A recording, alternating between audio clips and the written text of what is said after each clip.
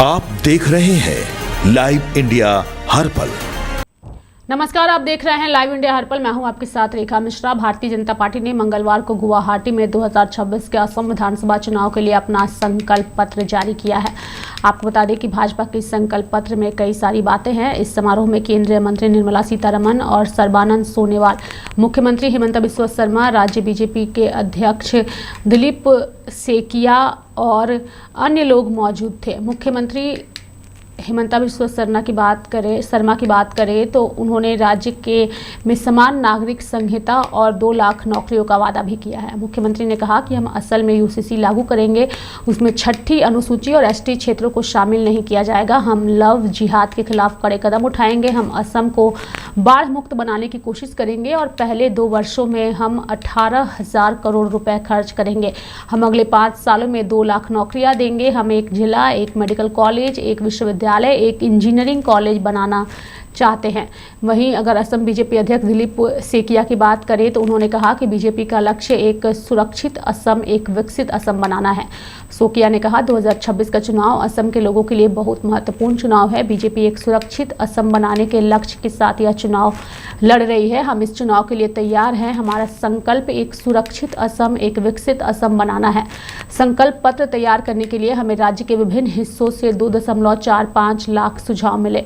वहीं निर्मला सीतारमण ने कहा कि सरकार के तहत राज्य की आर्थिक प्रगति पर प्रकाश डालते हुए उन्होंने कहा कि पिछले 10 सालों में सकल घरेलू उत्पाद लगभग 3 गुना बढ़ गया है, जबकि प्रति व्यक्ति आय 2021 में 1.03 लाख रुपए से बढ़कर 2024-25 में 1.59 लाख रुपए हो गई है। उन्होंने कहा यह घोषणा पत्र एक दशक की उपलब्धियों पर आधारित है। जब मैं केंद्रीय वित्त मंत्री के नजरिए से असम को देखती हूँ तो पिछले 10 सालों में राज्य में ऐसे बदलाव आए जो कांग्रेस के 6 दशकों के शासन में कभी नहीं हो पाए थे।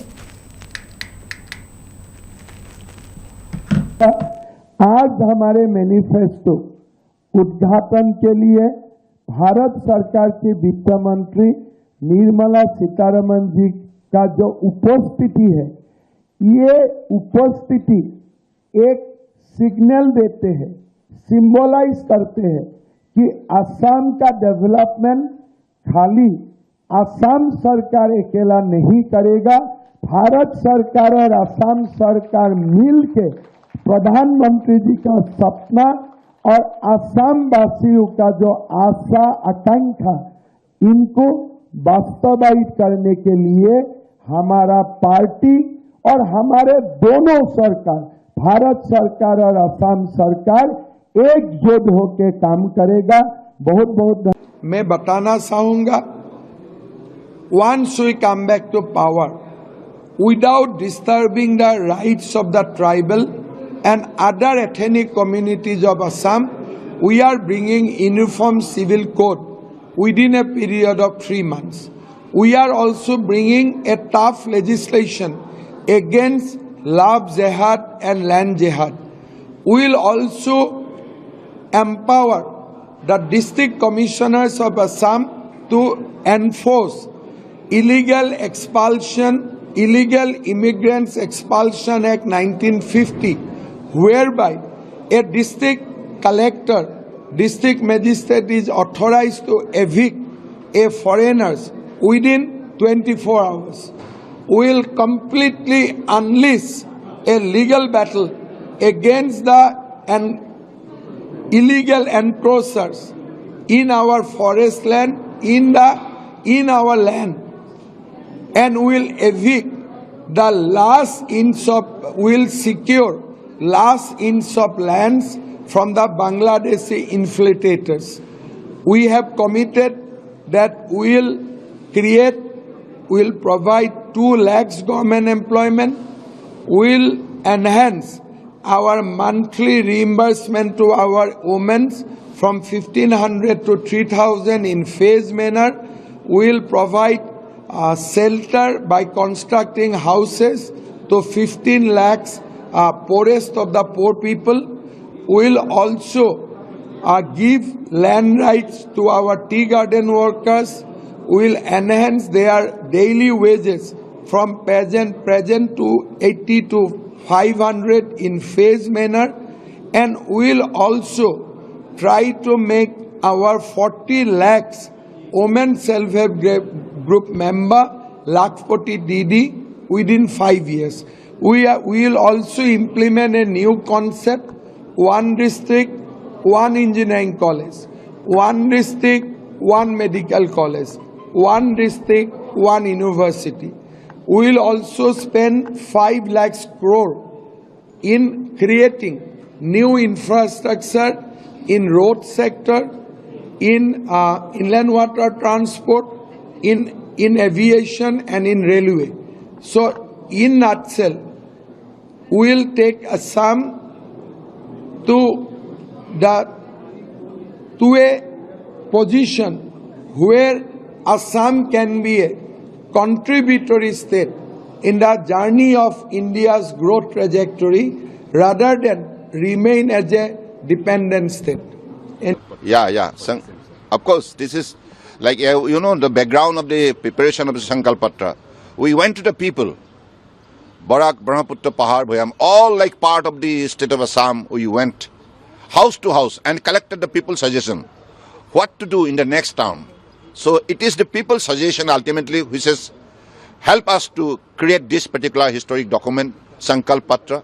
On the basis of this document, that means people's suggestion of Assam will work in our third term. So more than 3 lakhs people have... Of course. More than 3 lakhs people have extended their suggestion. That means it's a people partition, people's democracy. So what do you want to say about this election, especially your expectation from this? Of course, I have been repeatedly saying that we are close to 100 with our allies.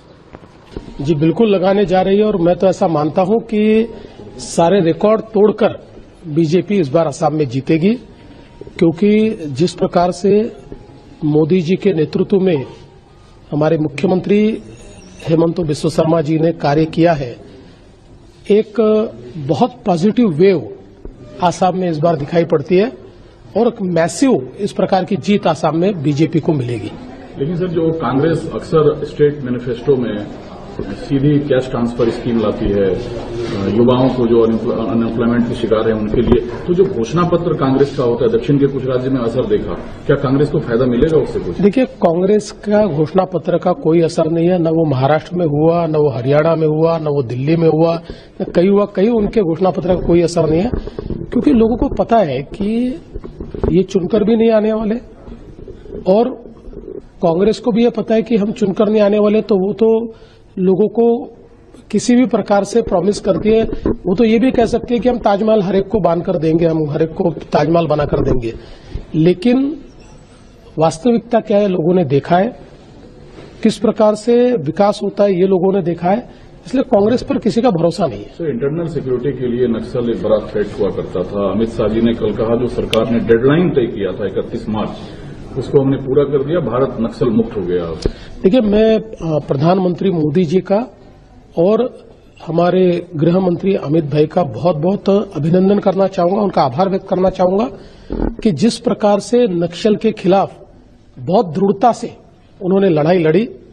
मैं खुद जिस राज्य से आता हूं, महाराष्ट्र, वो राज्य एक सबसे बड़ा नक्सल पीड़ित राज्य हुआ करता था और मोदी जी के अमित भाई के नेतृत्व में अब वहां से नक्सलवाद का तकरीबन पूरा सफाया हम लोगों ने कर दिया है। वहां अभी बिल्कुल जिस गढ़चिरौली में पांव भी नहीं रखा जाता था, अब वो गढ़चिरौली देश का एक प्रकार से स्टील सिटी बनने जा रहा है। तो मुझे लगता है कि निश्चित रूप से ये मोदी जी की और अमित शाह जी की दृढ़ता है, जिसके कारण हम नक्सलवाद से दो हाथ करके उसका सफाया कर पाए। Sir, 13 March the BJP is placing before the people of Assam its Sankalp Patra, the manifesto before any election. But before I speak about the details which are in the manifesto, about what we promise, I want to speak about what we have already done, because this manifesto is to build on a decade of delivery. When I look at Assam for some reasons, from the perspective of a union finance ministry, at the fiscal transfers, the investment data, the growth numbers, what I see is a state that has been transformed in 10 years in ways that 6 decades of Congress rule could never have achieved. That is the kind of achievement Assam has seen in the last 10 years. Today I want to lay that record before the people of Assam. So first to lay the records before you, and then of course to speak on the promises which are being given.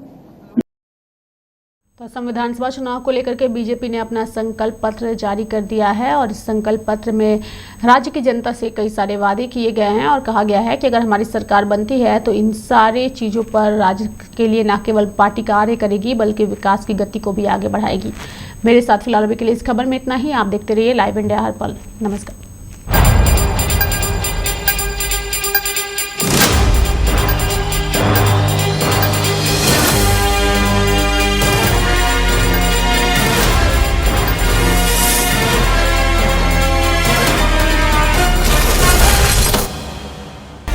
आप देख रहे हैं live India हर पल।